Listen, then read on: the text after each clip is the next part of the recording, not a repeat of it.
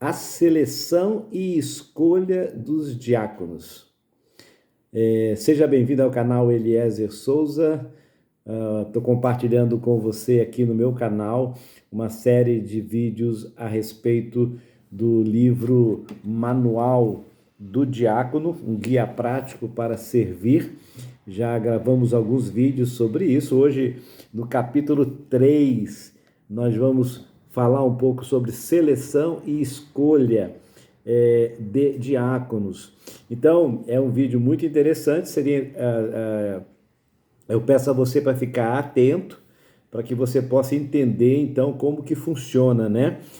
De acordo com os autores, nós já vimos ali o princípio, né? A instituição, as características do diácono, já vimos o papel do diácono, já analisamos algumas questões bíblicas a respeito disso, texto de Atos, texto de Timóteo. Então, a gente está caminhando para trazer mesmo esclarecimento para você, a fim de que você possa compartilhar isso com a sua igreja ou compartilhar isso com o seu líder, ou se você é pastor, então você pode compartilhar isso com a sua liderança, tá?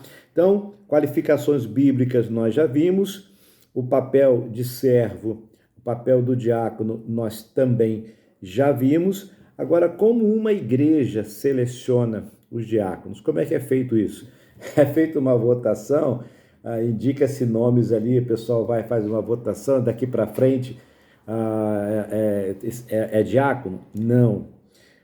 Embora haja um ensinamento muito claro a respeito do ofício do diácono, a gente tem muitas informações que nos ajudam nessa questão de fazer as escolhas. Então, lá em Atos 6, capítulo 1, diz assim: ora, naqueles dias, multiplicando-se o número dos discípulos, houve murmuração dos helenistas, contra os hebreus, porque as viúvas deles estavam sendo esquecidas na distribuição diária. Então é importante lembrar que estava havendo um crescimento na igreja, estava havendo um desenvolvimento da igreja, e ali começaram a surgir problemas, ok? Então, assim, problemas nem sempre é só problemas. Problemas, muitas vezes, são oportunidades. Aqui estava acontecendo uma dificuldade e a igreja, então, diante do conflito, alguns irmãos procuraram, então, a igreja, os apóstolos, para poder resolver o conflito.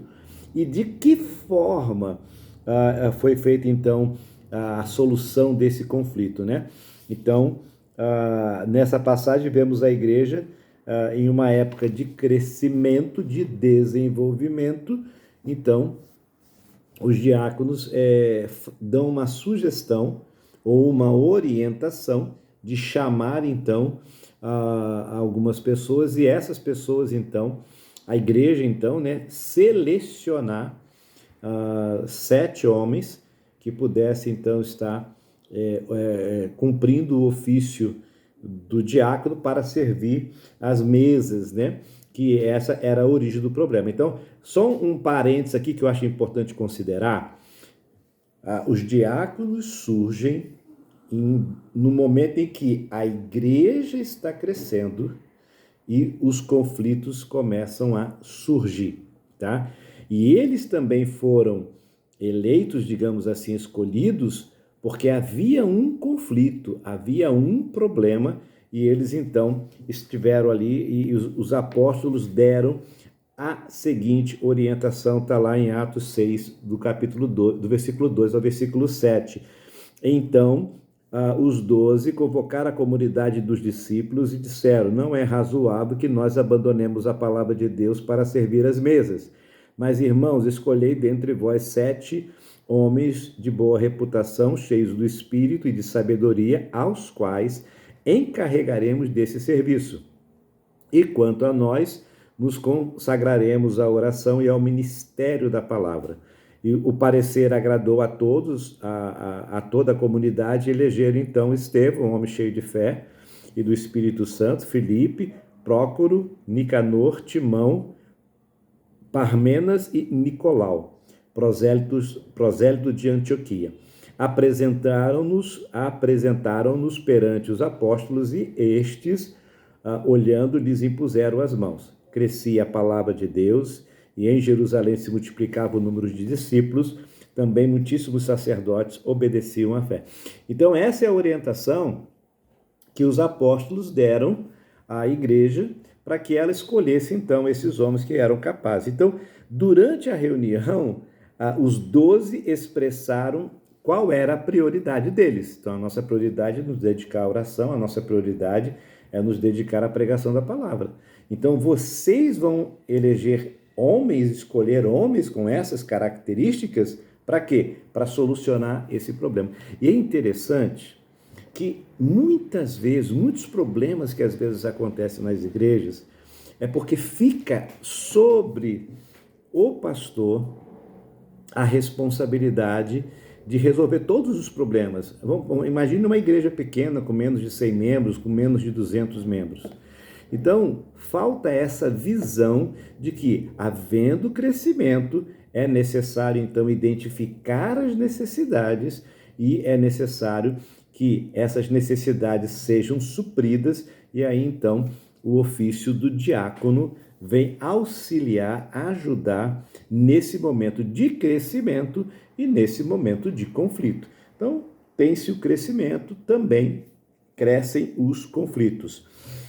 E aí, o autor aqui do livro, ele fala então de 5 passos que podem ajudar a igreja na escolha, na seleção e escolha de diáconos. Então, o primeiro passo: reúna a igreja para orar pelo processo de seleção dos diáconos. E foi isso.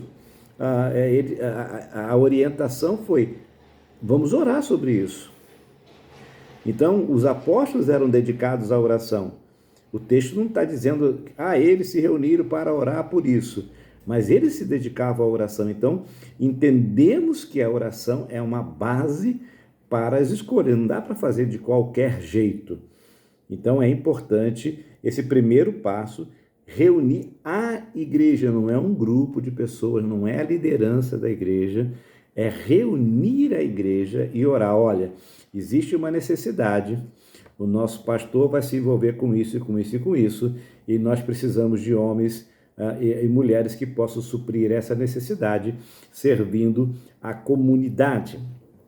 O segundo passo, que é também um passo extremamente importante, é estabeleça claramente as qualificações de um diácono. Isso fica mais fácil porque essas qualificações elas estão nos textos de Atos 6 e de 1 Timóteo. Então, os apóstolos descreveram o caráter desses líderes, servos, desses diáconos, destes homens, e eles colocam lá boa reputação, cheios do espírito e de sabedoria. A esses homens seriam confiados, então, o serviço, os recursos, para que as viúvas dos helenistas pudessem também ser atendidos junto com as viúvas dos hebreus. Então, é também muito importante ter clareza, estabelecer essa clareza nas qualificações dos futuros, dos diáconos, né? O terceiro passo que ele apresenta aqui: articule explicitamente o que implica o papel do diácono.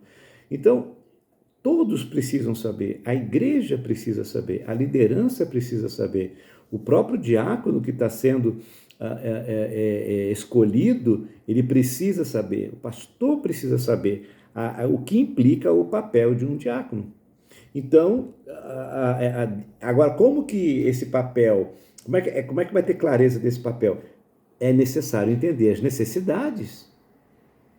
Quais são as necessidades? Estamos crescendo. Quais são as necessidades que precisam ser supridas para que esses homens possam servir e ajudar a cumprir? A igreja, então, precisa de homens para servir as mesas. Essa era a realidade.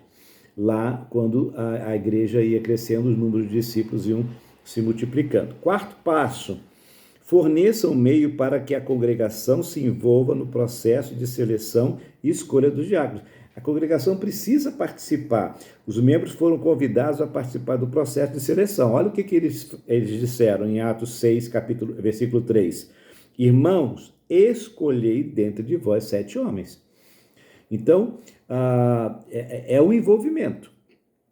A igreja precisa orar, a igreja precisa ter clareza, a igreja precisa estabelecer um meio de envolver a congregação nesse negócio. Então, eu achei isso muito interessante, porque quando todos sabem do papel, da necessidade, do porquê, onde que o pastor vai ficar focado, e aí então conseguimos desenvolver melhor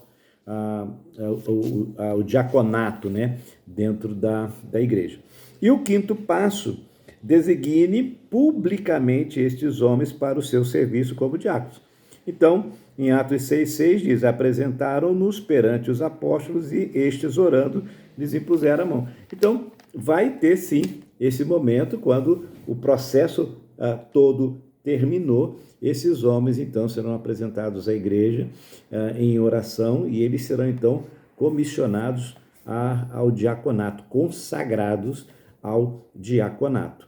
Então, tanto a congregação que os havia escolhido, quanto os apóstolos que impuseram as mãos sobre eles, participaram da separação desses homens para o serviço diaconal. Então, são esses 5 passos, não é uma coisa muito difícil.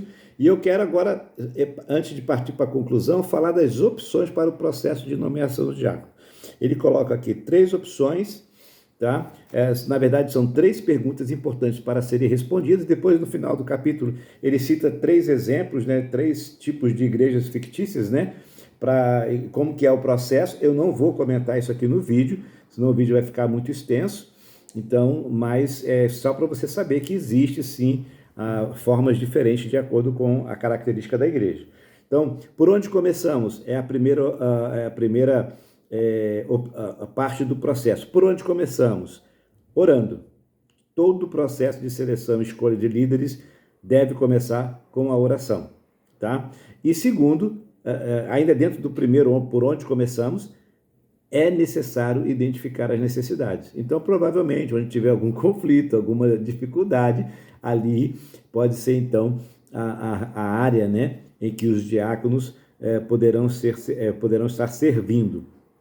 Então, quais são essas necessidades da nossa igreja e quem é mais qualificado para poder atender? Segunda parte do processo: quem pode fazer essa nomeação? Então, toda a congregação, uma junta organizada para nomeação, corpo diaconal, se a igreja já tem um corpo diaconal, uma equipe de seleção e escolha de diáconos. Então, esses podem fazer a nomeação. Toda a igreja está envolvida, todo o processo está, todos ficam envolvidos, e aí quem pode fazer essa nomeação, então, são esses que já fazem parte de um corpo diaconal, ou a congregação mesmo, numa celebração, num culto de consagração. Quem analisa as nomeações? Então, tem a autoanálise de quem vai estar sendo indicado, pode ser uma junta organizada para nomeação, o próprio corpo diaconal, uma equipe de seleção e a escolha dos diáconos ou da liderança da igreja, caso a igreja não tenha um corpo diaconal. Então, não é uma coisa muito difícil de ser feita. E é um ofício bíblico. E é uma necessidade nas igrejas. Então, por isso que é importante a gente conhecer bem as nossas necessidades e observar os conflitos. Porque os conflitos podem ser uma bênção, porque deles podem surgir, então, as oportunidades de desenvolvimento da igreja.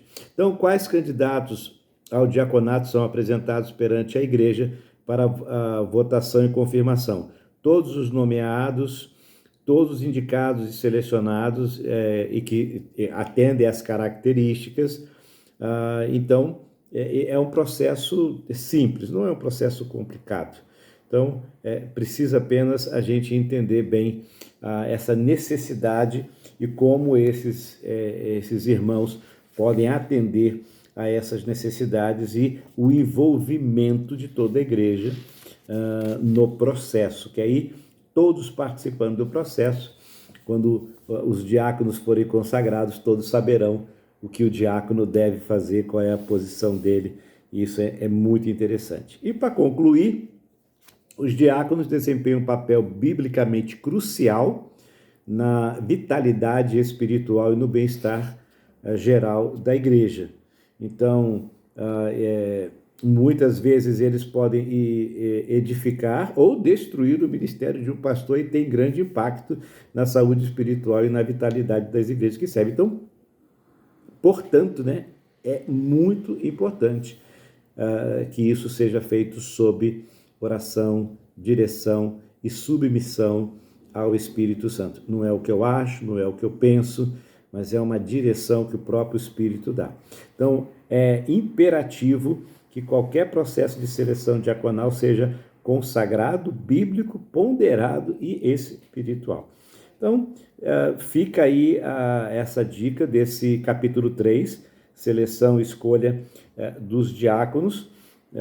Esperamos que isso venha auxiliar você, a sua igreja, o seu pastor, ou se você é pastor, repensar esse ofício que é muito esquecido nas igrejas, e aí então começar a orar, a envolver a igreja em relação ao corpo diaconal.